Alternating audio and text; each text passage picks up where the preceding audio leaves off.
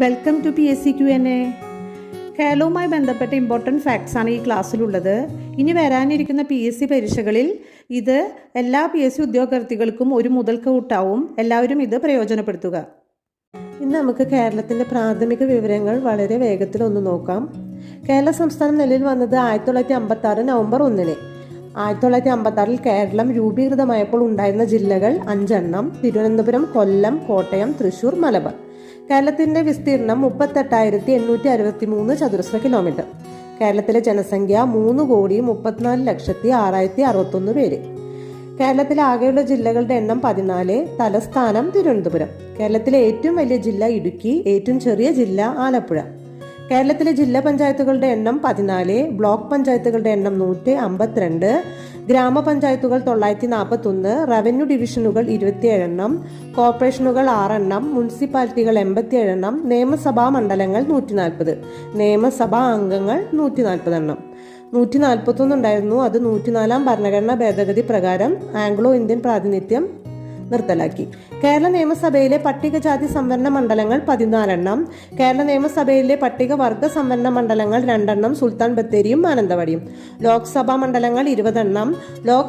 ലോക്സഭാ സംവരണ മണ്ഡലങ്ങൾ 2 എണ്ണം, ആലത്തൂരും മാവേലിക്കരയും. രാജ്യസഭാ സീറ്റുകളുടെ എണ്ണം 9.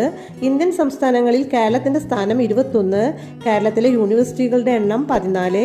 മെഡിക്കൽ കോളേജുകളുടെ എണ്ണം, ഗവൺമെന്റ് മെഡിക്കൽ കോളേജുകളുടെ എണ്ണം 14 എണ്ണം. ഇന്ന് നമുക്ക് കേരളത്തിന്റെ വടക്ക് തെക്കുള്ള കാര്യങ്ങളെ പറ്റി ഒന്ന് പഠിക്കാം. കേരളത്തിന്റെ തെക്കേ അറ്റത്തുള്ള ജില്ലയാണ് തിരുവനന്തപുരം. കേരളത്തിന്റെ വടക്കേ അറ്റത്തുള്ള ജില്ല കാസർഗോഡ്. കേരളത്തിന്റെ തെക്കേ അറ്റത്തെ താലൂക്ക് നെയ്യാറ്റിൻകര. കേരളത്തിന്റെ വടക്കേ അറ്റത്തെ താലൂക്ക് മഞ്ചേശ്വരം. കേരളത്തിന്റെ തെക്കേ അറ്റത്തെ അസംബ്ലി മണ്ഡലം നെയ്യാറ്റിൻകര.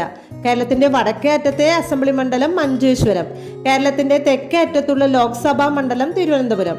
കേരളത്തിന്റെ വടക്കേ അറ്റത്തുള്ള ലോക്സഭാ മണ്ഡലം കാസർഗോഡ്. കേരളത്തിലെ തെക്കേ അറ്റത്തെ ഗ്രാമപഞ്ചായത്ത് പാറശാല. കേരളത്തിലെ വടക്കേ അറ്റത്തെ ഗ്രാമപഞ്ചായത്ത് മഞ്ചേശ്വരം.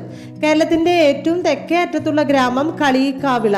കേരളത്തിന്റെ ഏറ്റവും വടക്കേ അറ്റത്തെ ഗ്രാമം തലപ്പാടി. കേരളത്തിന്റെ തെക്കേ അറ്റത്തുള്ള കോർപ്പറേഷൻ തിരുവനന്തപുരം. കേരളത്തിന്റെ വടക്കേ അറ്റത്തുള്ള കോർപ്പറേഷൻ കണ്ണൂര്.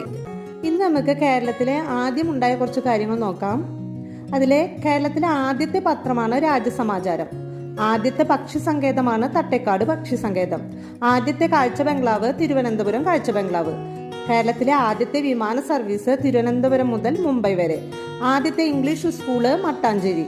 ആദ്യത്തെ medical college Thiruvananthapuram medical college. ആദ്യത്തെ വനിതാ മജിസ്ട്രേറ്റ് ഓമന കുഞ്ഞമ്മ. ആദ്യത്തെ ജലവൈദ്യുത പദ്ധതി പള്ളിവാസൽ. ആദ്യത്തെ മലയാള ഖണ്ഡകാവ്യം കുമാരനാശാന്റെ വീണപ്പൂവ്. ആദ്യത്തെ ഡെപ്യൂട്ടി സ്പീക്കർ KO ഐഷാബായി. ആദ്യത്തെ പ്രതിപക്ഷ നേതാവ് PT ചാക്കോ. ആദ്യത്തെ കോളേജ് CMS കോളേജ് കോട്ടയം. ആദ്യത്തെ സർവകലാശാല തിരുവിതാംകൂർ സർവകലാശാല. ആദ്യത്തെ engineering college Thiruvananthapuram engineering college. ആദ്യമായി മലയാള ലിപിയിൽ അച്ചടിച്ചത് ഹോത്തൂസ് മലബാറിക്കസ്. ആദ്യത്തെ സ്പീക്കർ R ശങ്കരൻ നാരായണൻ തമ്പി. ആദ്യത്തെ ഗ്രന്ഥശാല തിരുവനന്തപുരം പബ്ലിക് ലൈബ്രറി. കേരളത്തിലെ ആദ്യത്തെ ലക്ഷണമൊത്ത നോവൽ ഇന്ദുലേഖ. കേരളത്തിലെ ആദ്യത്തെ ഡീസൽ വൈദ്യുത പദ്ധതി ബ്രഹ്മപുരം. ഇന്ത്യയുടെ കേന്ദ്ര ക്യാബിനറ്റിൽ എത്തിയ ആദ്യത്തെ മലയാളി ഡോക്ടർ ജോൺ മത്തായി. കേരളത്തിലെ ആദ്യത്തെ ബാങ്ക് നെടുങ്കാടി ബാങ്ക്. കേരളത്തിലെ ആദ്യത്തെ പ്രസ് ജസ്യൂട്ട് പ്രസ്. കേരളത്തിലെ ആദ്യത്തെ paper mill Punalur paper mill. കേരളത്തിലെ ആദ്യത്തെ വനിതാ മന്ത്രി KR ഗൗരിയമ്മ. കേരളത്തിലെ ആദ്യത്തെ governor doctor B Ramakrishna Rao. കേരളത്തിലെ ആദ്യത്തെ മുഖ്യമന്ത്രി EMS നമ്പൂതിരിപ്പാട്. കേരളത്തിലെ ആദ്യത്തെ വനിതാ ചീഫ് എഞ്ചിനീയർ PK ത്രേസ്യ. കേരളത്തിലെ ആദ്യത്തെ മുസ്ലിം പള്ളി ചെയർമാൻ ജുമാ മസ്ജിദ്. കേരളത്തിലെ ആദ്യത്തെ വനിതാ surgeon general doctor Mary Punnen Lukose. കേരളത്തിലെ ആദ്യത്തെ ശബ്ദ സിനിമ ബാലൻ, നിശബ്ദ സിനിമ വിഗതകുമാരൻ. ആദ്യത്തെ ജ്ഞാനപീഠം അവാർഡ് ജേതാവ് G ശങ്കരക്കുറുപ്പ്. കേരളത്തിലെ ആദ്യത്തെ വനിതാ IAS ഓഫീസർ അന്ന മൽഹോത്ര. ആദ്യത്തെ ലയൺ സഫാരി പാർക്ക് നെയ്യാർ.